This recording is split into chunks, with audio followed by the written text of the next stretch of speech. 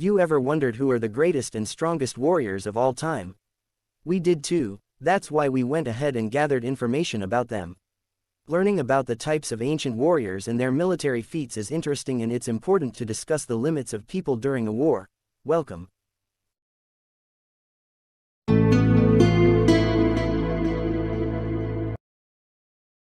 Alexander the Great, born in Pella, Macedonia around 356 BCE and died on June 13,323 in Babylon, Alexander the Great is known for his amazing feats. However, historians know him more as the King of Macedonia from 336 BCE up to his death. One of Alexander the Great's most impressive feats is the sacking of the Persian Empire and his travel to India. Philip II and Olympias, who was King Neoptolemus' daughter, were Alexander the Great's parents. Despite this, it was Aristotle's teachings that nurtured Alexander's mind. Aristotle inspired Alexander with medicine, science, and philosophy. Unfortunately, Alexander disagreed with Aristotle on the topic of slavery. Alexander was already a skilled warrior before becoming king. He had participated in the Battle of Mede and Chaeronea under his father's will. Alexander destroyed all his rivals and was declared king after the death of his father. He even invaded the Persian Empire with the help of his men to pay his loyal warriors with the Persian wealth. King Darius, defeated by Alexander, ran away and abandoned his family. But this action only allowed us a glimpse of Alexander's personality. The family of the enemy, which was left defenseless, were unharmed under his care, proving that Alexander was a compassionate ruler despite his victories. Alexander the Great died at the age of 32. Historians debate his cause of death. Some historians believe it was malaria, while others suggest poison. Regardless, the empire could not survive without Alexander's intelligence and strength. His son Alexander the IV and step-brother Philip Aridius were assassinated immediately and his empire separated from each other. Genghis Khan is one of the most famous warrior kings in history. His real name was Temujin and was born in 1162 around Lake Baikal in Mongolia. He died on the 18th of August 1227. His fame stems from his successful conquests against opposing tribes and the unification of Mongolia. However, Genghis Khan was also able to conquer more than just Mongolia's territory. He sailed across the Adriatic Sea and managed to conquer different nations as well. This earned Genghis Khan's spot as one of the greatest warriors in existence. People know the Mongolian warrior king for both physical strength and intellect. Genghis Khan was a genius at ruling large nations despite coming from unknown origins. His method of ruling prioritized his military prowess as he favored plundering campaigns instead of trades. Historians can only gather information about Genghis through non-Mongolian sources or the secret history of Mongols, which was published in the 1200s. As a result, we know only of the invasion and destruction that led to the actions of the Great Mongol Empire. These records paint a very savage group of bandits despite no actual understanding of their objectives. The truth is that Genghis led his army within a detailed and organized structure. Some of the heinous acts committed by his men only reflected against him as the spearhead of the army. Whether he was truly a warmonger or a sympathetic conqueror remains a debate to this day.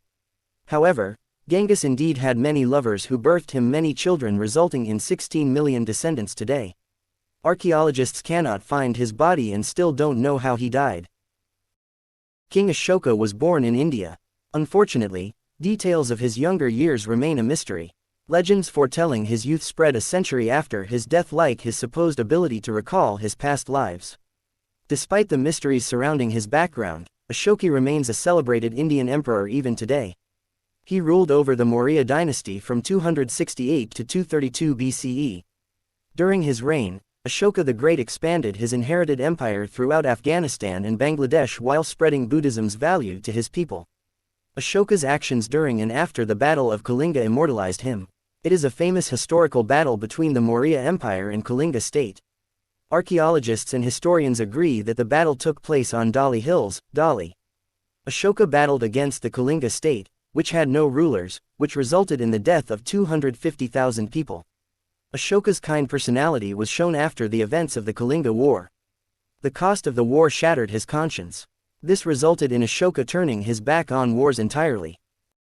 Another one of Rome's legendary warriors is Julius Caesar. The Roman Senate disagreed with his way of ruling, causing one of the most famous betrayals in history, Julius Caesar's assassination. The grudge between Julius Caesar and the Senate started long before his assassination.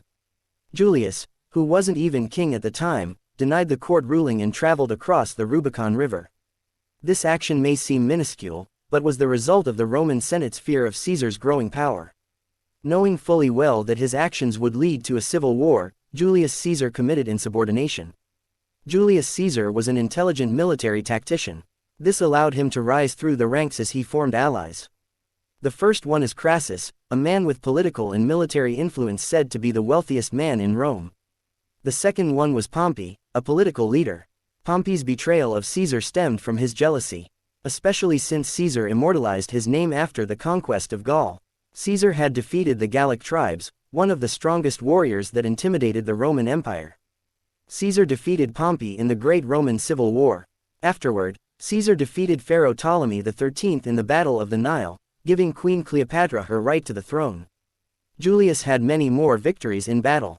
The Senate feared Julius despite his aid in reforming the Roman Empire. Their defense against his death was to protect the Roman Republic's ideals. This backfired for the Senate as it eventually led to the Liberators' Civil War and the end of the Roman Empire. Even today, Leonidas of Sparta remains one of the greatest warriors in history. Leonidas I was the son of King Anaxandridas II, king of Sparta. He ruled Sparta along with his fellow king Leotychides. This is because Sparta always had two kings. Sparta itself had a tradition of training young boys into the greatest warriors they can be. Mothers left their young sons to survive fierce battles against each other and wild animals. Survival is based solely on one's physical abilities during these times. Once they graduate from this training, they are fully fledged hoplites. Leonidas of Sparta was accompanied by 300 hoplites during the Second Persian War. We know this battle as the Battle of Thermopylae or Battle of the 300. The oracle Sparta predicted that either Sparta herself would fall or one of her kings before the battle began. It came true, with Leonidas and his fierce hoplites perishing from the invading army. Leonidas of Sparta remains one of the strongest warriors despite the aggravating loss. His death was symbolic for the Greeks, and the bravery of his men proved what their people were willing to sacrifice for their freedom. Their actions immortalized Leonidas, whose bravery was a necessity to prevent the invading Persians. Herodotus, a famous historian of his time, recorded in his series Histories that Leonidas was related to the mythical hero Hercules. While his published works did have a few inaccuracies, they are still generally accurate records to this day, meaning that it could be possible that Leonidas was indeed Hercules' descendant. King Richard the Lionheart of England is next of the greatest warriors on this list. He was born in Oxford, England on the 8th of September 1157 and died on the 6th of April 1199. He was the Duke of Aquitaine, Poitiers, and Normandy. Additionally, he was also the Count of Anjou and a commander of the Third Crusade. While he was a well-known king skilled in bravery and combat, he was also a source of tall tales. King Richard's chivalry during his time as commander resulted in popular legends surrounding him. However, historians believe these are mere rumors and lack factual proof. What historians truly know is his rebellious acts against his father. Most of King Henry II's sons conspired against him, including King Richard. The rebellion of the brothers against King Henry II resulted in 2 invasions of Aquitaine for King Richard, leading to his eventual defeat. However, King Richard eventually became heir to the throne after the death of King Henry II's appointed heir. King Richard's rule in England is largely composed of funding the crusade. His one true goal was to conquer Jerusalem. He had no actual plans for England itself, resulting in exceeding funds to support the crusade. Despite being a terrible king, Richard the Lionheart was fierce in battle, despite the inner conflicts between him and his allies. Eventually, Richard, the Lionheart fell to a fatal blow after a battle in the castle of Chaillot. They eventually bury him Fontevraud with his father and Queen Eleanor. Out of all the greatest warriors, Otto Schorzinski is the most infamous of them. His entire existence goes to show that a strong soldier in the hands of evil can accomplish terrifying things. Otto Schorzinski was born in Vienna in 1908. He was a Nazi SS officer that voluntarily joined the party in 1933. Being a Nazi officer is bad enough, but Schorzinski was also an important cog in Hitler's dream. Schorzinski successfully eluded many assassination attempts against him, but his most popular accomplishment was the rescue of Italian dictator Benito Mussolini. Schorzinski rescued Mussolini in Campo Imperatore inside the Abruzzi Mountains. Additionally, he managed to capture Hungarian leader Admiral Horthy in the Budapest royal palace. Skorzenski was talented in infiltration. He managed to sneak into the Allied forces with a small group of English-speaking Germans wearing American uniforms. He also participated in the torture of anti-Hitler conspirators after their failed assassination attempt against him. All the terrible things Skorzenski did may have looked wonderful in the eyes of Nazi sympathizers. He managed to rescue important allies and capture leaders. Despite being a hindrance to the victory of the Allied powers, British officers agreed that Skorzenski's actions as a soldier weren't anything they would not have done. This resulted in the International Military Tribunal acquitting him of his participation in World War II. Skorzenski eventually escapes Darmstadt prison while West Germany began their denazification trials in 1949. Despite the heinous crimes committed by the Nazi Party, Skorzenski never renounced Nazism. He eventually dies at 67 of lung cancer and was reunited with his former colleagues. Alaric was one of the greatest warriors among the Visigoths. He was born in Cuse Island around 370 and died in Bruttium in the year 410. His achievements eventually lead to the Western Roman Empire being destroyed. This means that Alaric the Visigoth managed to ruin a seemingly invincible empire as the chief of the Visigoths. Alaric was a nobleman who served as a commanding officer for Gothic troops under the Romans. However, Emperor Theodosius I's death was enough for Alaric to abandon his station. This was because of the Romans' failed promise to his tribe. Alaric's men elected him chief of the Visigoths and declared war as they approached Constantinople. The Romans fought back, resulting in Alaric changing his tactics. Alaric found success as he continuously conquered Greek territories such as Piraeus Port, Corinth, Argos, Sparta, and Megara. Eventually, the Eastern Emperor, Flavius Arcadius, appointed him as master of the soldiers. This calmed the Visigoths and halted their conquest. Alaric's consistent battles with Rome remained. While his first two battles with them ended with his defeat, many of the tribesmen who worked under the Roman army deflected and pledged their loyalty to him. This only increased after an anti-barbarian movement sparked after the death of a Roman general named Flavius Stilicho, who defeated Alaric before. Despite wishing for peace, Alaric was forced to lay siege to Rome because of their lack of cooperation.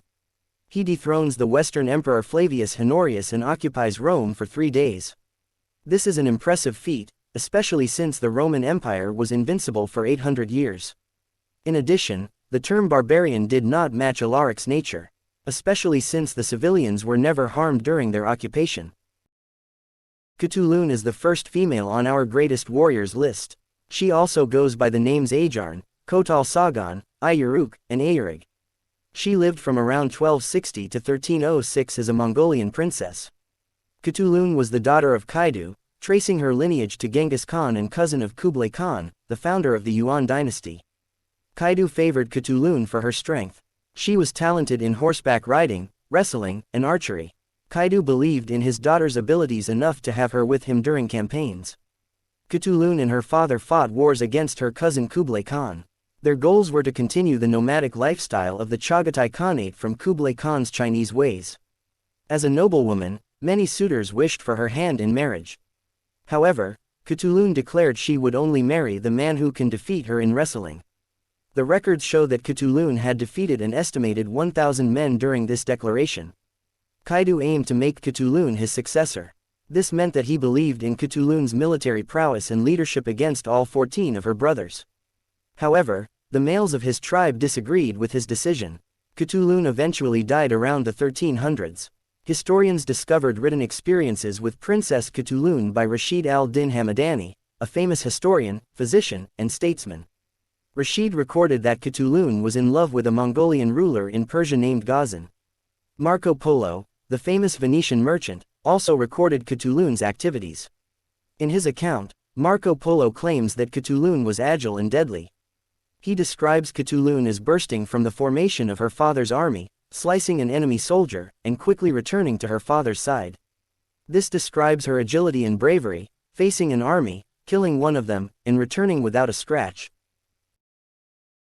Vlad the Impaler is one you should be familiar with thanks to vampires.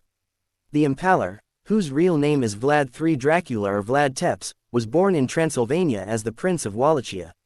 He is Bram Stoker's source of inspiration for his novel about vampires. Ottoman Sultan Murad II took Vlad and his younger brother as hostages in 1442. During this time, Vlad II Dracula was ordered to defend against the Ottoman Empire. Upon the brothers' return, Vlad discovered that his elder brother and father had died under Wallachian nobles. Vlad became his father's successor after 8 grueling years.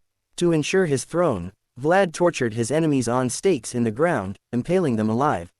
He favored this torture for local and foreign enemies alike. A famous account describes him leaving a battlefield with numerous impaled victims to frighten the Ottomans. Unfortunately, Vlad was imprisoned by Matthias I of Hungary and killed in battle. Despite this, his efforts were widely acknowledged, and remains a hero to this day. Bram Stoker's Dracula is said to mimic Vlad the Impaler's nature. He was cruel and bloody, despite being a talented ruler, and managed to withhold the strength of the Ottoman Empire. Something that many would consider impossible unless they made deals with supernatural entities. Thanks for watching.